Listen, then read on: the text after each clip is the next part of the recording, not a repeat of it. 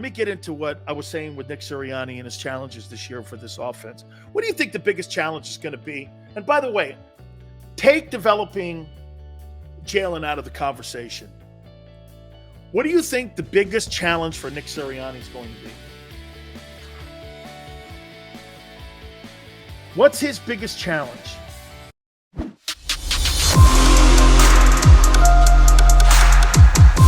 Real quick here, I want to get to one more thing here. Deshaun Watson. Here, I'll tell you what, we'll do that at the top of the hour. Let me get into what I was saying with Nick Sirianni and his challenges this year for this offense. What do you think the biggest challenge is going to be? And by the way, take developing Jalen out of the conversation. What do you think the biggest challenge for Nick Sirianni is going to be? What's his biggest challenge? Let me write this down here. Biggest challenge. Okay. What do you think will be his biggest challenge? Yeah, Sydney, take Hurts out of the conversation here a little bit. Greg, Sills, Sirianni's challenges are not smacking a Giants fan. Look, I don't know how much I buy that story. Getting Devontae Smith involved in the offense. Bob says handling the expectations and the media if they don't start out on fire, managing Howie's input. Keeping his receiver group happy. Gannon. Nick's biggest challenge, fast start. Like it. I like that, Chris. Howie whispering. Keeping the white. Ryan, I don't think you have a diva group. I don't think that I would consider that a diva group. Okay? Some of you say Gannon. Knowing what balance to bring. Choosing the right guard. I think Sayamalo is going to win that job, just so you know. Let me go here now. How many new pieces do the Eagles have this year? Shiny new wide receiver. Pretty much it. That one player. Defensively, new defensive tackle, new linebacker, new edge rusher. Follow me here. Let's do this. New DT. New edge. New cornerback. New linebacker. DT, edge. New safety. 5 of the 11 on defense are all new players. It's a whole new defense. Okay? This is a whole new defense. You got 5 new players that are on the defensive side of the football. Putting all these pieces together is going to be one of the challenges here, in my opinion. Okay? Yeah, but William, you can have, how many times have you seen the Washington Commanders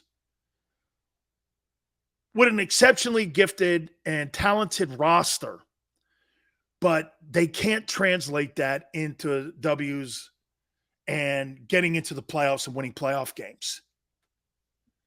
I really think it's going to be about putting all these pieces together. How does Nick develop here? How does Nick develop Devontae? Hey, is A.J. Brown going to take away from Devontae Smith's growth as a wide receiver? Let's ask that question first. You think A.J.'s presence and his targets affect Devontae Smith?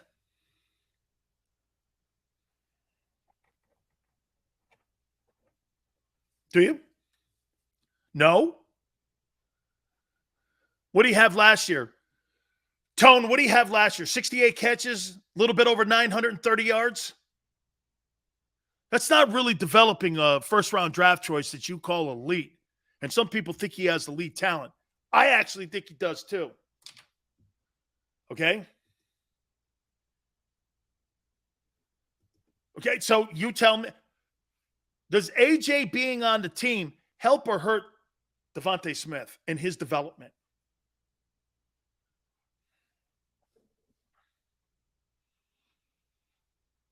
No, I think Smitty gets more targets because now Smith doesn't have a number one cornerback. Okay, that's a great take.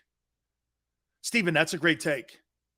You know, so he's going to have CB2 covering him. Okay? He's going to have CB2 covering him. Tone says, "Call me crazy, but it helps." Tone, I don't think that's a bad take. Okay, I don't think that's a bad take. I'm just saying, what are we going to see? 14 targets? At least 14 targets for A.J. Brown. Okay? Where's Dallas Goedert in that conversation? He's got to get targets.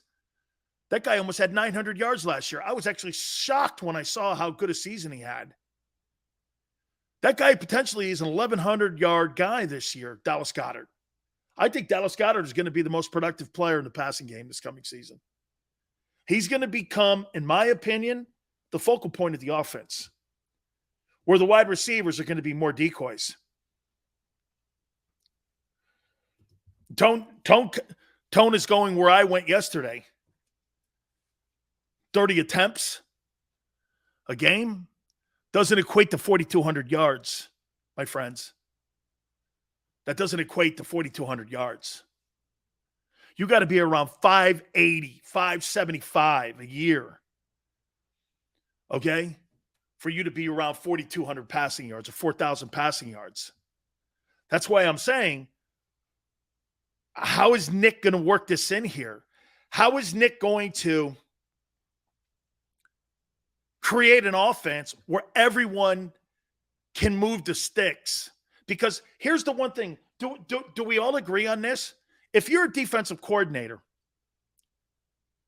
Seth goes, agree, Sills. The OC like using tight ends a lot. You guys do agree here. Okay? The key is, okay, how we're going to see Jalen progress in the passing game and how many attempts he gets. How many times do you feel comfortable with him throwing the ball? Hey, Tone, do me a favor. Show me can you give me the number on his attempts last year? I want to take a look at something here. How many attempts did he have last year?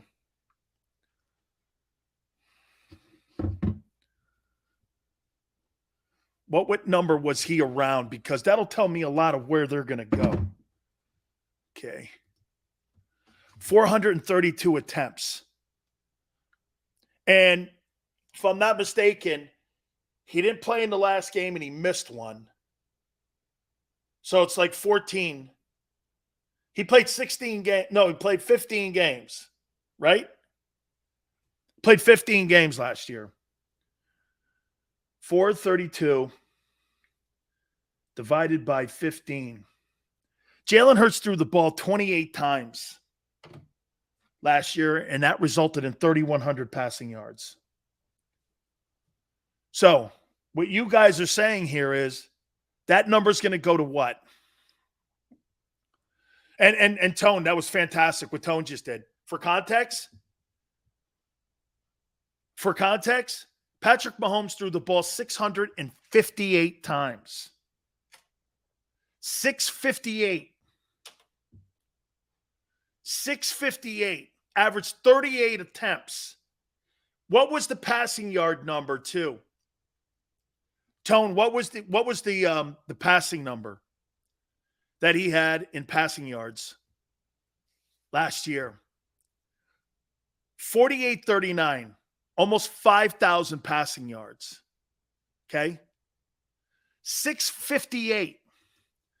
Are you really going to put Jalen Hurts in a position to throw the ball 600 times in a game and think that's going to translate into winning 12 ball games with what we've seen so far? Do you feel, not you, but does Nick Sirianni feel comfortable throwing the ball with Jalen Hurts 600 attempts? With a team that led the NFL in rushing yards last year and was number one in rushing.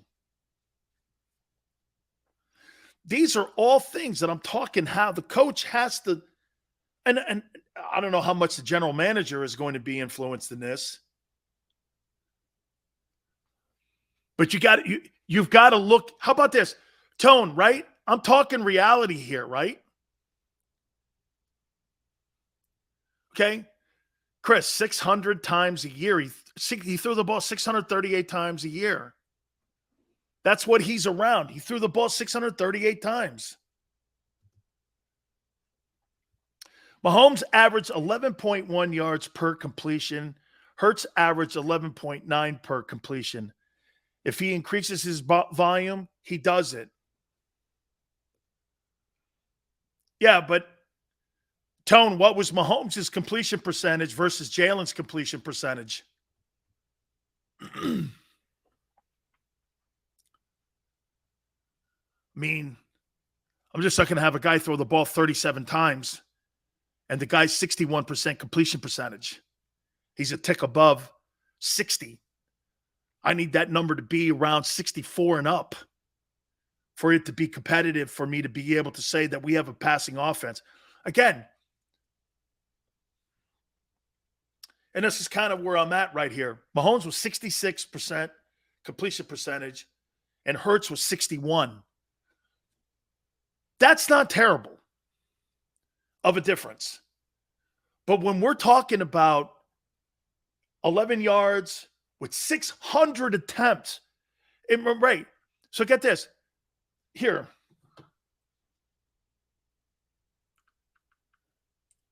Let me go here with this. 432 minus 658. That's 226 more passing attempts at 11 yards a pass. Think about that, how much that's in field position. You times that 226 times 11. And that's why you get Kansas City in the AFC Championship game every year. That just shows you how much that number matters when you have a guy throwing the ball 658 times in a year. That's a lot. That's a lot to ask.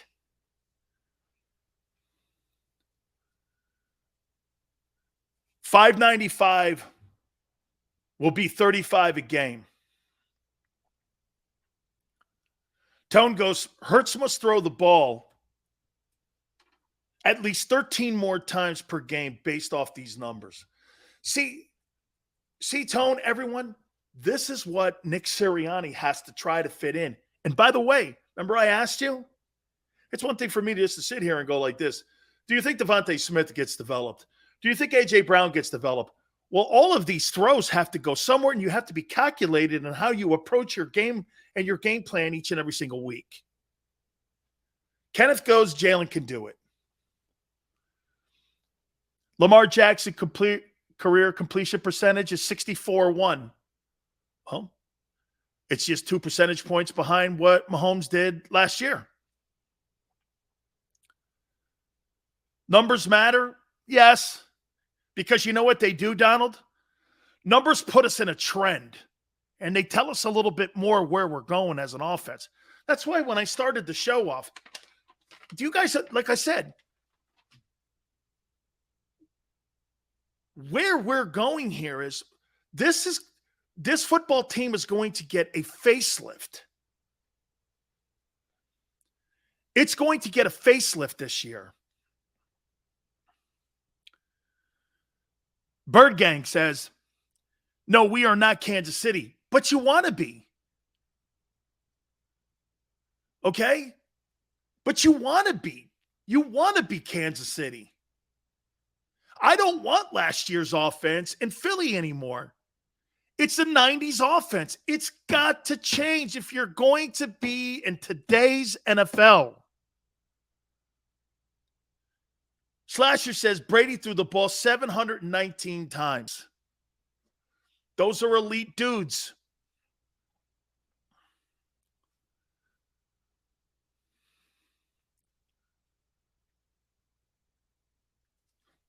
Those are elite dudes.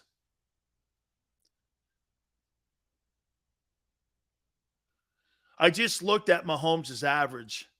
300 yards per game for his career so far. Wow. That's quite a number. So when you step on the field with the Kansas City Chiefs, you better be prepared to play as much zone as you can. Because if you press coverage that guy, he's going to throw for 475 on you. He averages for every game he's played 300 passing yards. That is unbelievable. That is unreal. In the landscape of what you're trying to have as an offense in today's NFL, that's unbelievable. And you want him to do what Patrick Mahomes is doing. I don't believe he's capable of it.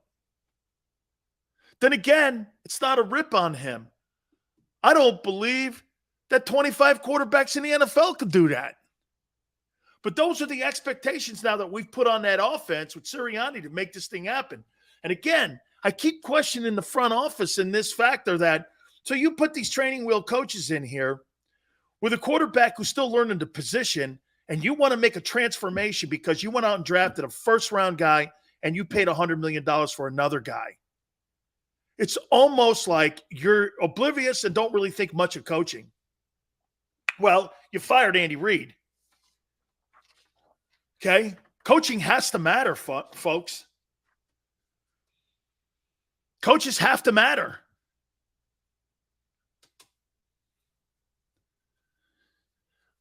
Hurts pass percentage jumps up from 61.3 to 64.7. Doable.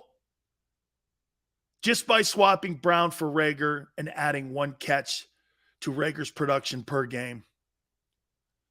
Patrick Mahomes' career completion percentage is 66.1.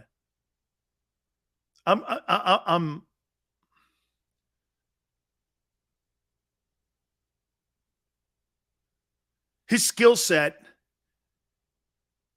is not there. It's not a rip. Trevor Lawrence threw the ball 602. Trevor Lawrence threw the ball 602 times. Steven says last year we had one good wide receiver, and that receiver was a rookie. Well, Tua had one wide receiver last year, along with a multiple group of quarterbacks like Jacoby Brissett in Miami, and Jalen Waddle had over 1,000 yards and over 100 catches. Okay? If Jalen Waddle can do it, why didn't Devontae do it? Why didn't he? Jalen Waddle was the higher rated prospect coming out of Alabama. As a matter of fact, I think Doug Peterson's going to work his magic with Trevor Lawrence, and I think that game in week 3 is going to be as exciting, and I think it's going to be very entertaining to see what happens in that week 3 when Doug Peterson rolls into Lincoln Financial. Waddle's a hell of a player. Kenneth says, when you talk about Lamar Jackson's MVP year, he didn't even have more than 3,300 yards. His leading receiver had 850. Yeah, well, Kenneth forgot to add in he led the NFL in passing yards. Or he led the NFL in passing touchdowns that year at 36. Okay?